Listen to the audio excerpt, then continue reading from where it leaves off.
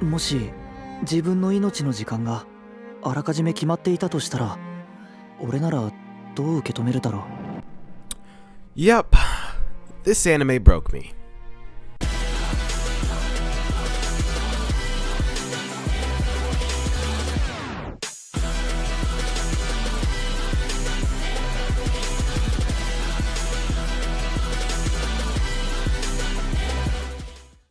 What's up, guys?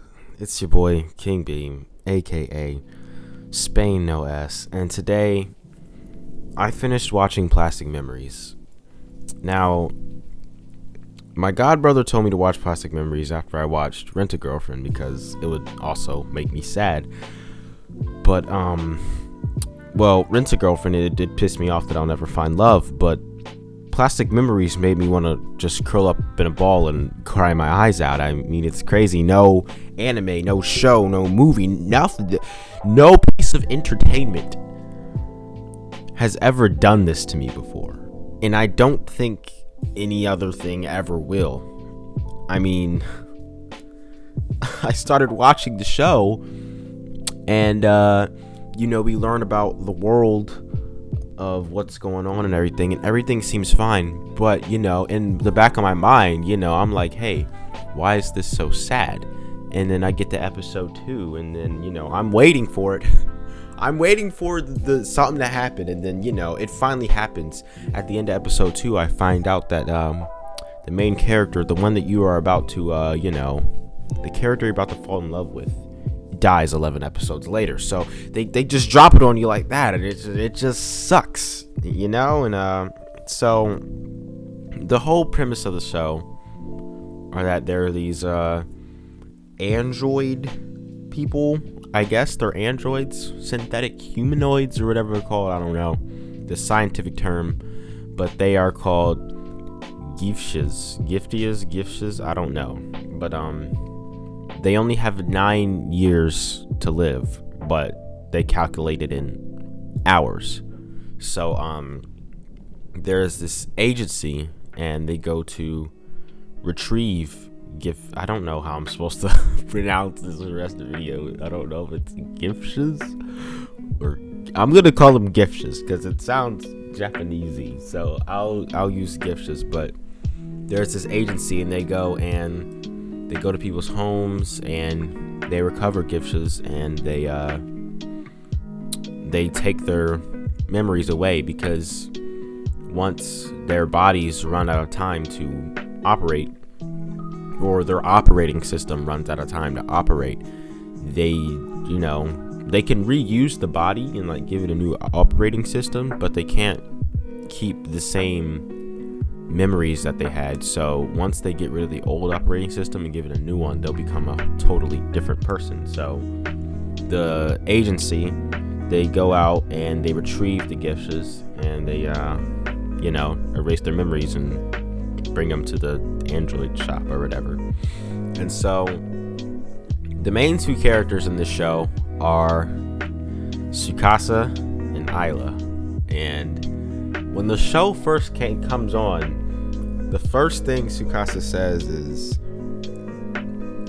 what did he say? It was like, if your life had a predetermined expiration date, what would you do? And he said that. And I'm looking at him and I'm like, what? What is this show about? And so then we go on, and because the agency, they work in teams of 2. Human works with Gifsha.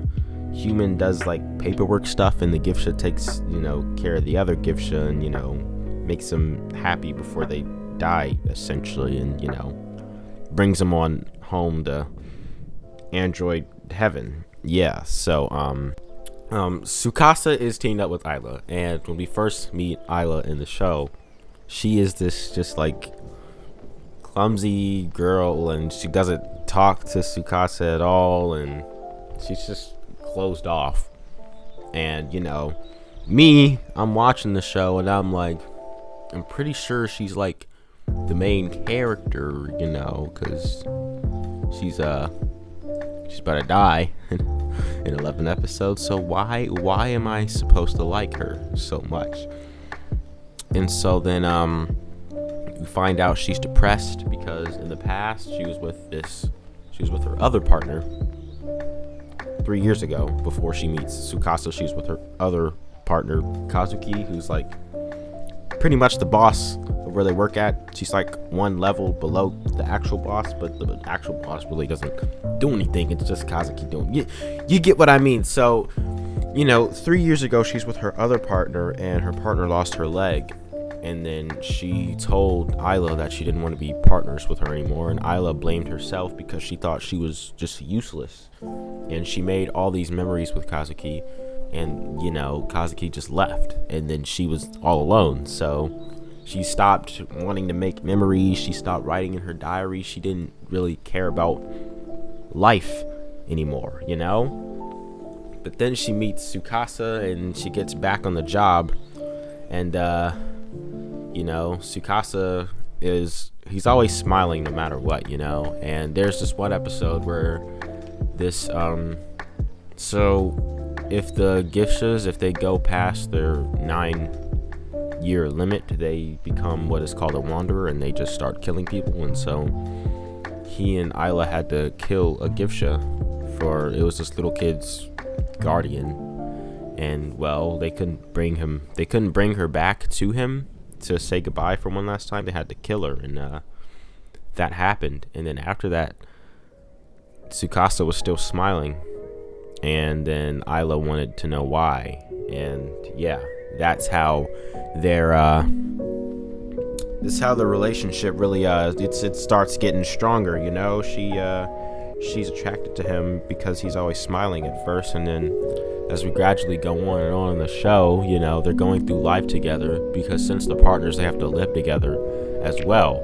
So they start getting closer and closer, and eventually they both fall in love with each other, and then they start going out with each other, and they become girlfriend and boyfriend when Isla has 1 month left to live. So that is just fun. And so they're extremely awkward at first, but it gets better. And there's this amusement park in the show that Isla loves going to, because she said she just loves to stare at people's faces and look at their emotions and their smiles and stuff. And that's where they go on their first date, and eventually their last. I'll get to that later, but it's just everything is just so wholesome in this show. I mean, the way Isla and Tsukasa interact with each other. I mean, in the OP changes every episode depending on Isla's emotion. There's a different, because at the end they show Isla's face, and the OP changes depending on Isla's emotion, and it's so awesome, and it's so sad. I mean, you fall in love with all the characters, really. There's no one in this show who I hate. It's hard to do that with me, because there's always that one character in every show who I don't like. Sam from Cobra Kai, Laurel from Arrow, Sakura from Naruto. There's always that one character you don't like. But this anime, they don't have one of those. I like every single character in this episode, and it's just great. And then the part that that really makes you sad is the end. So you got 2 episodes left, and in the second to last episode,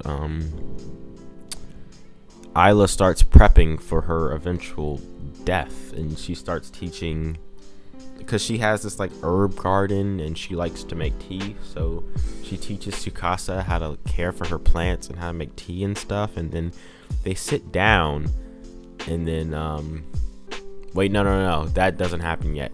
This is in the last episode. Okay, I'm gonna just move on to the last episode. The part that made me may or may not have made me cry. So it's Isla's last day on Earth. Technically, her memories are about to get wiped, but her body's gonna still exist. But it's Isla's last day. So her and Tsukasa, they wake up together. They spend all morning together, cleaning their apartment for the last time. And then they go back to their job, and then Isla's like leaving everyone notes for her to, like, you know, because she's about to leave, so she's leaving letters to everyone. And after that, they go back to the amusement park, the place that they had their first date, and they go there for their final moments together, and they spend literally like a smooth 8 hours there. They're just there all day. They want to do everything there at the amusement park. And so then at the end, the park closes. There's no one else there.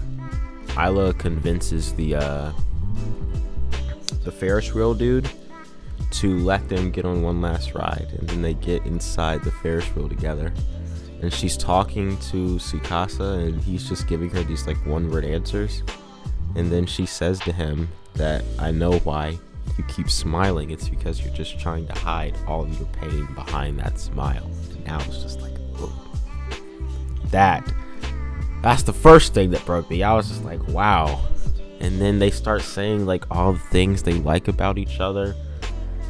And then after that, she's like, I want to die here with you inside the Ferris wheel. And she says this as soon as they hit the very top of the Ferris wheel. They're looking over the entire state, or wherever they are, the town. They're looking over top of everything. They're at the top of the Ferris wheel, and she says to him, I want to do it now. I want you to get rid of my memories.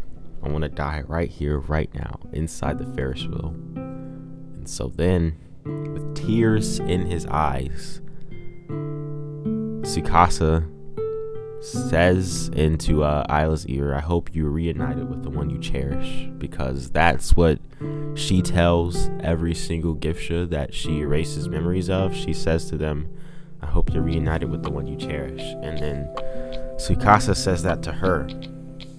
And then as they share their first kiss, Isla dies in his arms. Bro, when I tell you this thing broke me, man, I was in tears. I was just like, wow, it's over. There's just this feeling of emptiness, you know. Isla's gone. Like, she's gone. It just sucks. It's like I look at pictures of Isla and I'm just like, wow, it's over. That's it. And then I'm pretty sure at the end of the episode, some other Gifsha is using her body now, and they become new partners with Tsukasa. But it's just like, it sucks, man. Like, no anime has ever made me this sad before in my life, dude. Like, I have no other words. It's sad but wholesome. I love it. I 10 out of 10 do recommend that all of you guys go and watch this anime. It's great. It'll make you laugh, it'll make you cry, it'll make you smile. Great anime. I know it was kind of a sad one today, but you know, hope you guys enjoyed the video. Please do leave a like if you did. Subscribe if you are new. Come and join my royal guards, and link to my Discord will be in the description. You know, come hang out with me, and yeah, thank you for watching. Hope you have an excellent day. Peace out.